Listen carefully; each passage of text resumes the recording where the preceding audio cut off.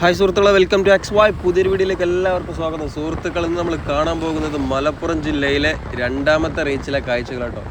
നരിപ്പറമ്പ് മുതൽ കുറ്റിപ്പുറം വരെയുള്ള കാഴ്ചകളാണ് ഇന്ന് ഉൾപ്പെടുത്തിയിട്ടുള്ളത്. നല്ല മാറ്റങ്ങൾ ഉണ്ടായിട്ടുണ്ട്.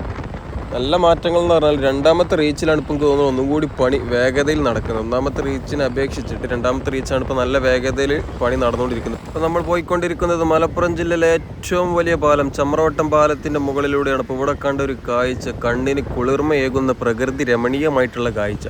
പച്ചപ്പരവതാനി വിരിച്ച പുൽമേടുകൾ, അതിൽ നിന്ന് പുല്ല് ഭക്ഷിക്കുന്ന പശുക്കൾ, അതിന് ചുറ്റും ഒഴുകുന്ന നല്ല തെളിഞ്ഞ വെള്ളം. എന്താണ്! ആസ്വദിക്കാൻ കഴിവുള്ള ഒരാളാണ് നിങ്ങളെങ്കിൽ നിങ്ങൾക്കും ഇതേപോലെ ചെറിയ കാഴ്ചകളൊക്കെ ആസ്വദിക്കാൻ പറ്റും. ഇത് കാണാനായിട്ട് ടൂറൊന്നും പോകണ ആവശ്യമില്ല. ഇത് കേട്ട് കണ്ട് ആരും ചമ്രവട്ടം പാലത്തിൻ്റെ മുകളിൽ വണ്ടി നിർത്താൻ നിൽക്കണ്ട, ഫൈൻ ഉണ്ടാകും. ഞാൻ വണ്ടി നിർത്തിയിട്ട് നടന്നു വന്ന് കണ്ടാണ് വീഡിയോ എടുത്തിട്ടുള്ളത്. അങ്ങനെ നമ്മൾ നരിപ്പറമ്പ് എത്തിയിട്ടുണ്ട്. നരിപ്പറമ്പ് അണ്ടർപാസ് തുറന്നു കൊടുക്കുന്നു കേട്ടോ. അണ്ടർപാസ് തുറന്നു കൊടുക്കൽ മാത്രമല്ല, ഈ അണ്ടർപാസിൻ്റെ സൈഡിൽ കട്ട് വെക്കുന്ന പരിപാടികളൊക്കെ തകൃതിയിൽ നടന്നുകൊണ്ടിരിക്കുന്നുണ്ട്. ഈ റോഡ് നന്നാക്കിയിട്ടില്ല കേട്ടോ. ഇപ്പോഴൊക്കെയാണ് ഇത് നന്നാക്കേണ്ടത്. ഒന്നാമത് ശബരിമല സീസണ്, പിന്നെ നല്ല തിരക്കുള്ള റോഡാണ്. അപ്പോൾ ഏതായാലും ഉടനെ തന്നെ നന്നാക്കുമെന്നൊക്കെ തോന്നുന്നു. പച്ച പൊട്ടി പൊളിഞ്ഞ് എടുക്കണം. ആ ജംഗ്ഷൻ്റെ രണ്ടും കൂടിയ ഭാഗത്തൊക്കെ വളരെ മോശമാണ്. അപ്പോൾ അവിടെയൊക്കെ കുറച്ച് GSP ഇട്ടിട്ടുണ്ട്. അപ്പോൾ ഏതായാലും നരിപ്പറമ്പ് അണ്ടർപാസ് തുറന്നു കൊടുത്ത് അതിനടിയിലൂടെയാണ് ഇപ്പോൾ വാഹനങ്ങൾ അങ്ങോട്ടും ഇങ്ങോട്ടും പോയിക്കൊണ്ടിരിക്കുന്നത്. അതേപോലെ ഈ സൈഡിൽ കട്ട വെക്കുന്ന പരിപാടികൾ ഏകദേശം ഒരു 15 വരി കട്ടയൊക്കെ വെച്ചിട്ടുണ്ട്. കഴിഞ്ഞ പ്രാവശ്യം നമ്മളെന്നപ്പോൾ ഈ ഒരു കട്ട വെക്കുന്ന ആ ഭാഗമാക്കണേ, ആ ഭാഗത്ത് കൂടെ ആയിരുന്നു വാഹനങ്ങൾ യൂട്ടേൺ ചെയ്ത് പോയിട്ടുണ്ടായിരുന്നത്. അന്ന് അണ്ടർപാസ് തുറന്നു കൊടുത്തിട്ടുണ്ടായിരുന്നില്ല. പിന്നെ ചമ്രവട്ടം ആ ഷട്ടറിൻ്റെ ഭാഗത്ത് കണ്ട കാഴ്ച എന്താലേ! പ്രകൃതി ആസ്വദിക്കാൻ നമുക്ക് നമ്മളെ വീട്ടുമുറ്റത്ത് തന്നെ ഒരുപാടുണ്ട്. പക്ഷെ നമുക്ക് ആസ്വദിക്കാനുള്ളൊരു മനസ്സില്ലാത്തതുകൊണ്ടാണ്. നമുക്ക് ആസ്വദിക്കാനുള്ള മനസ്സ് കിട്ടണമെന്നുണ്ടെങ്കിൽ ഒന്നെങ്കിൽ ഊട്ടിക്കോ കൊടൈക്കനാലോ അവിടെക്കെങ്കിലും പോകണം. എന്താ അതൊക്കെ കാഴ്ച! ആ പോത്താൾ വള്ളത്ത് കിടക്കണമെങ്കിൽ നിങ്ങൾ കാട്ടുപോത്ത് അതേപോലെ തടാകത്തിലും മറ്റൊക്കെ കിടക്കണതോ ഇതൊക്കെ കാണാനാണ് നമ്മൾ ഇവിടേക്കൊക്കെ ടൂർ. പക്ഷെ നമുക്കത് കാണാനുള്ള ഭാഗ്യമില്ല. അത് പോട്ടെ. ഇവിടെ കർബ് ഉണ്ടാക്കിയിട്ടുണ്ടെങ്കിൽ നല്ല കട്ടിയുള്ള കർബാട്ടോ. പക്ഷേ ഈ ഒരു ഭാഗത്ത് കർബ് പൊളിച്ച് മാറ്റിയിട്ടുണ്ട്. KNR പൊളിച്ചതാണോ, ഞാൻ സ്ഥല ഉടമ പൊളിച്ചതാണോ, എന്താണ് സംഭവം എന്നറിയില്ല. ഏതായാലും മറ്റുള്ള ഭാഗം പോലെയല്ല, ഈ ഭാഗത്ത് നല്ല കട്ടിയുള്ള കർബാണ്. അതായത് കോഴിക്കോട് KMCയുടെ റീച്ചിൽ ചെറിയൊരു കർബാണ് കൊടുത്തിട്ടുള്ളത്. KNR രണ്ടാമത്തെ റീച്ചിൽ നല്ല കട്ടിയുള്ള കർബാട്ടോ കൊടുക്കുന്നത്. പിന്നെ ഒന്നാമത്തെ റീച്ചിൽ കർബ് ഓടിയില്ല. അതായത് ഈ ഡ്രെയിനേജിന് മുകളിൽ ചെറുതായിട്ട് സേഫ്റ്റി ബ്രേക്ക്, അതാണ് അതിൻ്റെ പേര്, സേഫ്റ്റി ബ്രേക്ക് ഒന്നാമത്തെ റീച്ചിലില്ല. പക്ഷേ രണ്ടാമത്തെ റീച്ചിൽ പല ഭാഗത്തും ഇത്തരത്തിൽ കർബ് വെക്കുന്നുണ്ട്. നരിപ്പറമ്പ് കഴിഞ്ഞതിന് ശേഷം ഒരു അണ്ടർപാസ് ഉണ്ടല്ലോ, അണ്ടർപാസിൻ്റെ ഈ സൈഡിൽ മണ്ണുട്ടിയർത്തുന്ന പരിപാടികളൊക്കെ കഴിഞ്ഞ പ്രാവശ്യം നല്ല വേഗത്തിൽ നടന്നുകൊണ്ടിരിക്കുന്നുണ്ടായിരുന്നു. ഇപ്പോൾ അവിടെ CTSBയുടെ പണി കഴിഞ്ഞിട്ടുണ്ട്. ഏകദേശം 250 മീറ്ററിൽ കൂടുതൽ CTSBയുടെ പണികളൊക്കെ കഴിഞ്ഞിട്ടുണ്ട്. അപ്പോൾ ഉടനെ തന്നെ ടാറിങ് ഉണ്ടായിരിക്കുന്നത് കേട്ടോ. നനവ് കുറവാണെന്ന് തോന്നുന്നു. നനവ് കുറഞ്ഞതല്ല, നല്ല വെയിലാണ് സുഹൃത്തുക്കളെ.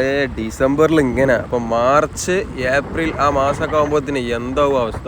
പിന്നെ 250 മീറ്റർ എന്ന് മാറി പറഞ്ഞതാണ്, 750 മീറ്ററുള്ളൂ. അതായത് 1 കിലോമീറ്ററോട് അടുത്ത് CTSBയുടെ പണികൾ കഴിഞ്ഞിട്ടുണ്ട്. ഏകദേശം അണ്ടർപാസിൻ്റെ ആ ഭാഗം വരെ CTSBയുടെ പണികൾ കഴിഞ്ഞിട്ടുണ്ട്. അപ്പോൾ ഉടനെ തന്നെ ഈ ഭാഗത്തൊക്കെ ടാറിങ് ഉണ്ടായിരിക്കുന്നതാണ്. അണ്ടർപാസിനോട് ചേർന്നിട്ടുള്ള ഭാഗത്ത് ഫ്രിക്ഷൻ സ്ലാബ് വെക്കാറുണ്ട്. അത് അതിൻ്റെ മുകളിൽ ഇറക്കി വെച്ചിട്ടുണ്ട് കേട്ടോ. അപ്പോൾ ആ സൈഡിൽ പിന്നെ മണ്ണുട്ടി ഉയർത്തുന്ന പരിപാടികളൊന്നും തുടങ്ങിയിട്ടില്ല. ഉടഞ്ഞ് ക്രാഷ് ബാരിയറിൻ്റെ പണികൾ തീർക്കാനുണ്ട്. ഇപ്പോൾ ഞാൻ പറഞ്ഞില്ല, റോഡ് ഒറ്റ മോശമാണെന്ന്. അപ്പോൾ അതുകൊണ്ട് വലിയ വാഹനങ്ങൾ ഈ ഒരു വഴിയിലൂടെ ഇട്ട് തിരിച്ചിടുന്നത്. മറ്റേ ഭാഗത്ത് 1 വേ ആണ്. അതിലൂടെ ഇപ്പം പൊന്നാനി ഭാഗത്തു നിന്ന് വരുന്ന വാഹനങ്ങൾക്ക് ചമ്രവട്ടം ഭാഗത്തേക്ക് പോകാനാണ് ആ റോഡ്. അപ്പോൾ ആ റോഡ് മോശമായിട്ടാണ് ഇങ്ങനെ രണ്ടായിട്ട് വഴി തിരിച്ചു വിടുന്നത്. പക്ഷേ ഇതും പറ്റ മോശമായിരിക്കണം. ഇപ്പോൾ വലിയ വാഹനങ്ങളൊക്കെ ആയിക്കൂടെ പോയി ആ ഭാഗം ഉണ്ട്. ഞങ്ങളിപ്പോൾ ഞാൻ കാണിച്ച ഭാഗം പറ്റ പൊട്ടി പൊളിഞ്ഞു പോയിക്കണം.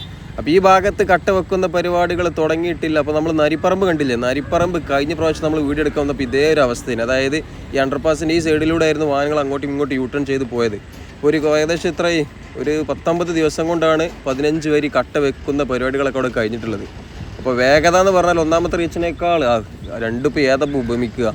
എനിക്ക് തോന്നുന്നു ഒന്നാമത്തെ റീച്ചിനേക്കാളും രണ്ടാമത്തെ റീച്ചിലെ ഈ ഭാഗത്താണ് ഇപ്പോൾ പണി നല്ല വേഗത്തിൽ നടന്നുകൊണ്ടിരിക്കുന്നത്. ചമ്രവട്ടം ജംഗ്ഷൻ കഴിഞ്ഞിട്ടുള്ള ആ ഭാഗത്ത് ഒരുപാട് ടാറിങ് വർക്കുകളൊക്കെ തീരാനുണ്ട്.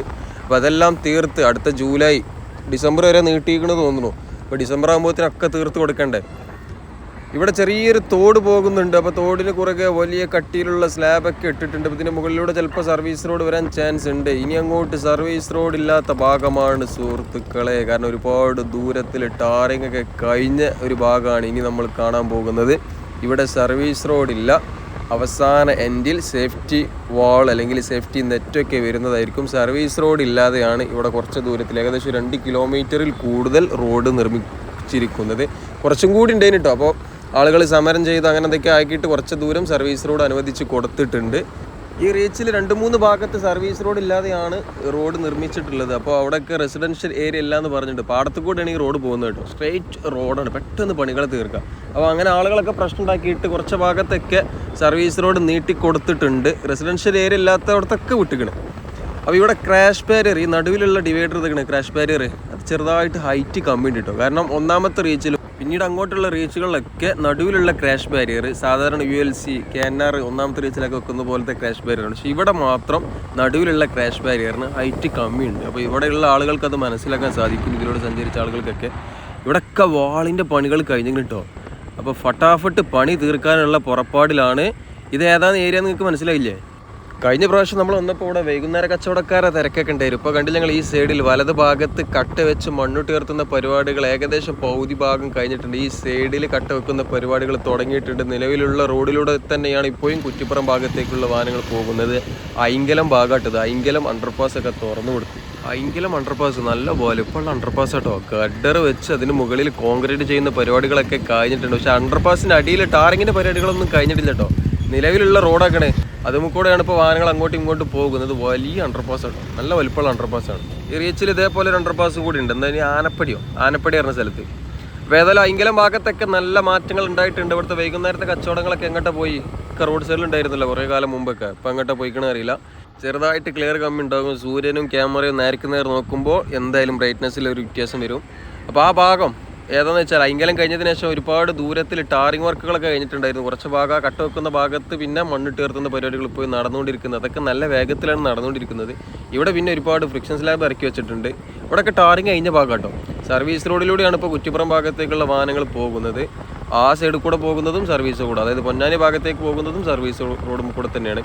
ഇതിങ്ങനെ കാണുമ്പോൾ നിങ്ങൾക്ക് മേഗാ കമ്പനിയുടെ വർക്ക് ഓർമ്മ വരുന്നുണ്ട്. കാരണം മേഗാ കമ്പനി പല ഭാഗത്തും ഇത്തരത്തിൽ സേഫ്റ്റി വാളിൻ്റെ പണി തീർക്കാതെ മെയിൻ റോഡിൻ്റെ പണി തീർത്ത് വെച്ച് പോയിട്ടുണ്ട്. അതേപോലെയൊക്കെ തോന്നുന്നു. അപ്പോൾ ഇവിടെ സോയിൽ നെയിലിങ്ങിൻ്റെ പരിപാടികൾ നടന്നുകൊണ്ടിരിക്കുകയാണ്. 3 വലിയ കുന്നുകളുണ്ട് കേട്ടോ. വളഞ്ഞു പൊളഞ്ഞു പോകുന്ന വലിയ കുന്നുകളുണ്ട്. ആ കുന്നൊക്കെ നിരപ്പാക്കുന്നുണ്ട്. അപ്പം ഇത് കാണുമ്പോൾ മേഘയുടെ സെക്കൻഡ് റീച്ചാണ് ഓർമ്മ വരിക. ഇവിടെ ക്രാഷ് ബാരിയറിൻ്റെ പണി ബാക്കിയുണ്ട്. വാളല്ല കേട്ടോ, ക്രാഷ് ബാരിയറിൻ്റെ ചെറിയൊരു ക്രാഷ് ബാരിയറിൻ്റെ പണി ബാക്കിയുണ്ട്. പക്ഷേ ഇവിടെ സർവീസ് റോഡിൻ്റെ പണി കഴിഞ്ഞിട്ടുണ്ട്. മേഘയുടെ ആ റീച്ചിൽ സർവീസ് റോഡിൻ്റെ പണി കഴിയാറില്ല. നടുവിലുള്ള ക്രാഷ് ബാരിയറിൻ്റെ പണി കഴിഞ്ഞിട്ടുണ്ട്. ആ വീടിൻ്റെ ചെറിയ പ്രശ്നം ഇപ്പോഴും തീർന്നിട്ടില്ല തോന്നുന്നുണ്ട്. ആ വീടിൻ്റെ ആ ഒരു പില്ലറ കാര്യങ്ങളൊക്കെ പൊളിച്ച് മാറ്റിയാലാണ് ആ സർവീസ് റോഡ് അങ്ങോട്ട് മുട്ടിക്കാൻ പറ്റുള്ളൂ. ഏതായാലും ഈ കുന്നൊക്കെ ലെവലായി തുടങ്ങിയിട്ടോ. 3 കുന്നുകളാണ്. ഒന്നിപ്പോൾ നമ്മൾ നേരത്തെ കണ്ടത്, ഒന്ന് ഈ കുന്ന് പറഞ്ഞാൽ ചെറിയൊരു വളവ് ഇട്ടോ, വലിയൊരു വളവായിരുന്നു.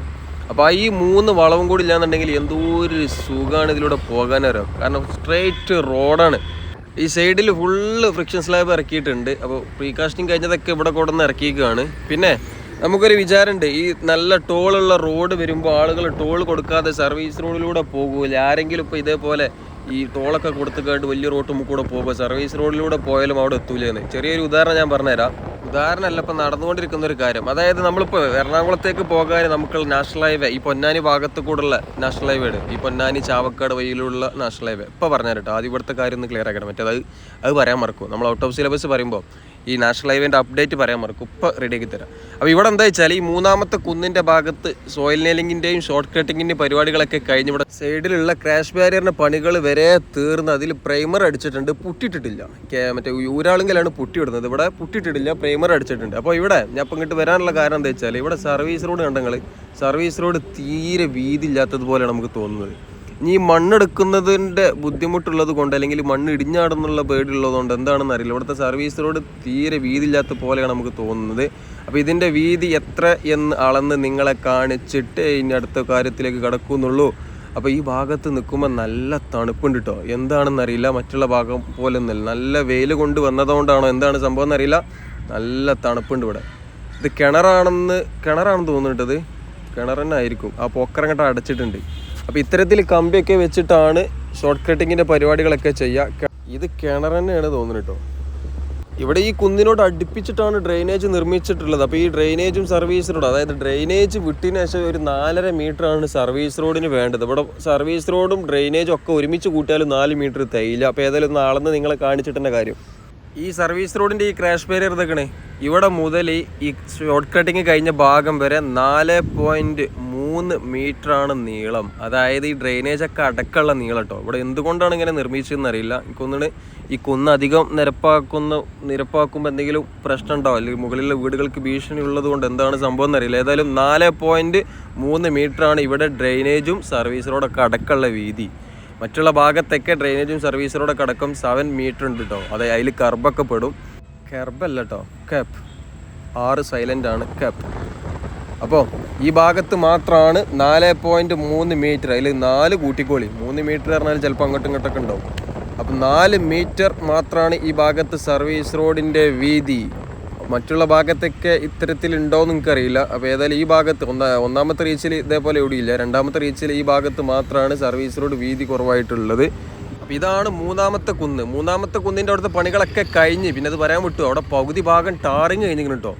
ചെറിയൊരു നായ്ക്കുട്ടി നോക്കിയാൽ റോട്ടുമ്മക്ക് വരിക കേട്ടോ. അതിൻ്റെ തള്ള അപ്പുറത്താണ്, തള്ളേൻ്റെ അടുത്തേക്ക് പോകുന്നത്. പായിപ്പിച്ചിട്ടുണ്ട് ഞാൻ. ഏതായാലും റോട്ടുമ്മക്ക് ഒന്നും കണ്ടില്ല, വണ്ടിക്കാർ ചിലപ്പോൾ കാണില്ല ചെറുതാവുമ്പോൾ. അങ്ങോട്ട് പായിപ്പിച്ചിട്ടുണ്ട് ഞാൻ. അത് പോട്ടെ. പിന്നെ ശബരിമല സീസണായിട്ടും കഴിഞ്ഞ പ്രാവശ്യമൊക്കെ ഇവിടെ വന്നപ്പോൾ നല്ല തിരക്കുണ്ടായിരുന്നു കേട്ടോ. ഈ മിനി പമ്പ ഭാഗത്തേക്ക് ഒരുപാട് സ്വാമി വണ്ടികളുണ്ടായിരുന്നു. ഒരുപാട് സ്വാമിമാർ ഭക്ഷണം കഴിക്കാനുള്ള സൗകര്യങ്ങൾ പല ഭാഗത്തും ഇപ്പോൾ ചെയ്ത് കൊടുക്കുന്നുണ്ട്. എന്നാലും ഈ ഭാഗത്ത് തിരക്ക് വളരെ കമ്മിയാണ്. ഇപ്പോൾ പണി നടക്കുന്നത് കൊണ്ട് അങ്ങോട്ടെങ്കിലും ആ സൈഡിലേക്കൊക്കെ മാറ്റിക്കണമെന്ന് അറിയില്ല. ഏതായാലും പാലത്തിൻ്റെ ആ സൈഡിലും ഈ സൈഡിലായിട്ട് സ്വാമി വണ്ടി വളരെ കുറവാണ്. മറ്റു നമ്മളെ ഏരിയയിലെ തലപ്പാറ ഭാഗത്തിൻ്റെ വീടിൻ്റെ ആ ഭാഗത്തൊക്കെ ഒരുപാട് സ്വാമി വണ്ടി നിർത്തിയിട്ട് ഭക്ഷണം ഉണ്ടാക്കില്ല, ഒരു രസമാണ് അതൊക്കെ.